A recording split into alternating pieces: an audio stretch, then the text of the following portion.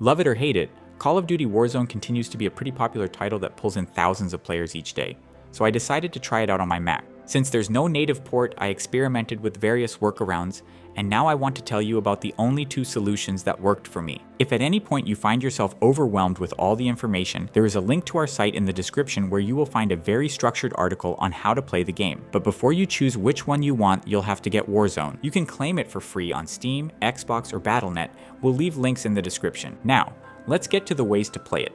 The first method you can use is Boosteroid, the cheapest cloud gaming service that's actually any good. The main draw of cloud gaming is that your machine doesn't matter so long as you can supply it with around 40 megabits of stable internet. And if you've got a faster connection, you can crank up everything to max even in 4K, and you should be more than fine. Warzone isn't the most demanding title, especially by today's standards, but it's also not lightweight. It's also pretty poorly optimized, so even high-end machines will often struggle to run it at higher graphics. With a cloud service like Boosteroid, this is no longer an obstacle because you have all the raw hardware power you need to brute force through the optimization flaws. But the thing that makes me recommend cloud gaming for Warzone in particular is the fact that there aren't any good workarounds that let you run the game locally. So even if you aren't a fan of cloud gaming in general, which I totally get, for this game specifically, it's a pretty decent option that's at least worth checking out. All you have to do to start gaming is follow the link in the description, register for the service, and buy a subscription.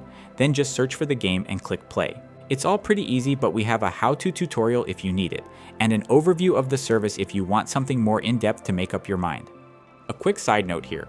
Call of Duty Warzone is fundamentally a free-to-play game, and you can claim it for free and play it through any cloud service that supports it. However, you might encounter issues requiring an Xbox Game Pass subscription to play online with friends due to bugs or specific requirements, despite it being a F2P title. While you don't need Game Pass for the free game itself, some users report being blocked from multiplayer without it. The next solution is GeForce NOW, and it is the largest and most popular cloud gaming service out there. Its pricing is steeper than Boosteroid, but this is somewhat offset by its larger gaming library. I'd say both GFN and Boosteroid are solid solutions for this game. Generally, GeForce NOW is the choice for when you want the best of the best with all the bells and whistles, but Boosteroid's significantly better price and library is what wins me over most of the time. Performance-wise, they are similar, but your personal experience and stream quality really depend on your location relative to the servers of either platform. Trying both for a month is the best way to figure out which works best for you. Like with Boosteroid, all you need is stable internet with around 40 megabits per second,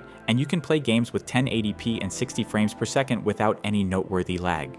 And if you've got a faster internet, say around 50 megabits per second, you can stream with 4K and 120 FPS. Using GFN is similarly simple. Just go to the respective link below, click Join Now, pick a preferred plan, and register. Then download the service's macOS app, launch it, and look for Call of Duty. Click the main Call of Duty entry, select a store where you already have the game, and click Mark as Owned. Resync your account when asked to, and the play button should now appear.